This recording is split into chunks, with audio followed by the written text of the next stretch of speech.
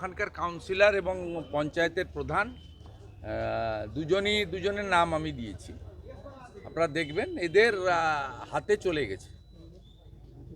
Police আত্মসমর্পণ করেছে। আর ওই এলাকাটাতে কার্যত ক্যামাক স্ট্রিট থেকে ভাইপোর অফিস থেকে পরিচালিত হয়। স্থানীয় স্তরে জাহাঙ্গীর পরিচালিত করে পুলিশকে, আর এখান থেকে ভাইপোর পিএ পরিচালিত করে। সব বখরার জন্য হচ্ছে। কোথাও কেউ ইট সিমেন্ট বালিও ফেলতে পারবে না, কোথাও কোনো ডেভেলপমেন্টের কাজ করতে পারবে না, সর্বত্র অর্থ চাই। বাংলাদেশিদের হাতে ফের আক্রান্ত বিএসএফ। বাংলাদেশিদের হাতে ফের আক্রান্ত বিএসএফ। হ্যাঁ, ওরা একটু চুলকাচ্ছে। ওরা চাইছে আমরা শক্তি দেখাই। আমরা মশা মাছি পিঁপড়ার গায়ে হাত দিই না। আর ওখানকার যে মোল্লা ইউনুস আছে সুদখোর, সে আনপপুলার হয়ে গেছে। ও চাইছে ভারত অ্যাটাক করুক, তখন দেশপ্রেমের জিগির জাগিয়ে সবাইকে ইউনাইটেড করবে। যা বলার পৃথিবীর সর্বশক্তিমান আমেরিকা আরেক সর্বশক্তিমান দেশ ভারতবর্ষের প্রধানমন্ত্রীকে বসে বলেছে যে বাংলাদেশটা তার বিশ্ব রাজনীতিতে কি নীতি হবে, কি ব্যবস্থা হবে, সেটা নরেন্দ্র মোদীজি ঠিক করবেন, ভারতবর্ষের প্রধানমন্ত্রী। দাদা, প্রাথমিক নিয়োগ দুর্নীতি মামলায় সিবিআই আজকে চার্জশিট দিয়েছে। সেখানে দেখা গেছে আজকে চার্জশিট দেয়নি, সিবিআই রিপোর্ট দিয়েছে। তার সঙ্গে কিছু কাগজ অ্যানেক্স করেছে। এটা লোয়ার কোর্টেও দিয়েছে।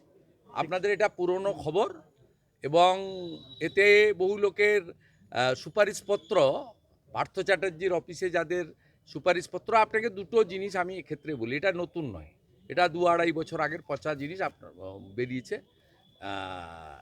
যাদের সিবিআই ডেকে জিজ্ঞাসাবাদ করা দরকার, মানে যাদের সুপারিশে বেআইনি নিয়োগ হয়েছে, তাদের মধ্যে কোনো বিজেপির লোক নেই।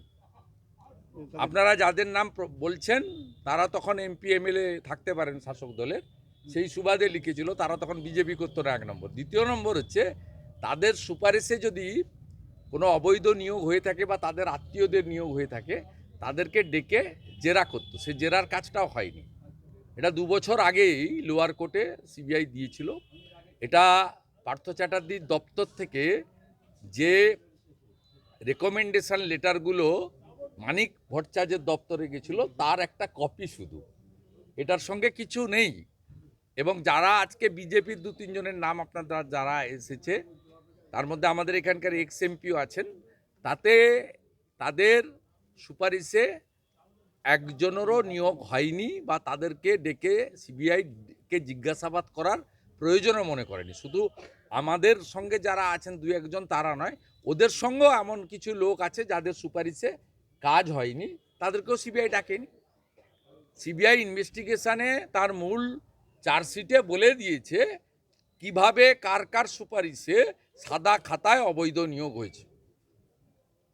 অতএব অবৈধ নিয়োগ যাদের হয়েছে, অর্থের বিনিময়ে যাদের নিয়োগ হয়েছে, ফাঁকা খাতা দিয়ে যাদের নিয়োগ হয়েছে, তাদের বিরুদ্ধে ব্যবস্থা নিক। এবং যদি কোনো নেতা মন্ত্রী আধিকারিকের আত্মীয় চাকরি পেয়ে থাকে, তার সুপারিশে তার বিরুদ্ধেও ব্যবস্থা নিক, সেটা আমরা চাই। কিন্তু সাথে সাথে এটাও চাই, যোগ্য যারা, এই অযোগ্যদেরকে ব্যবস্থা নিতে গিয়ে যোগ্যরা যেন ক্ষতিগ্রস্ত না হয়।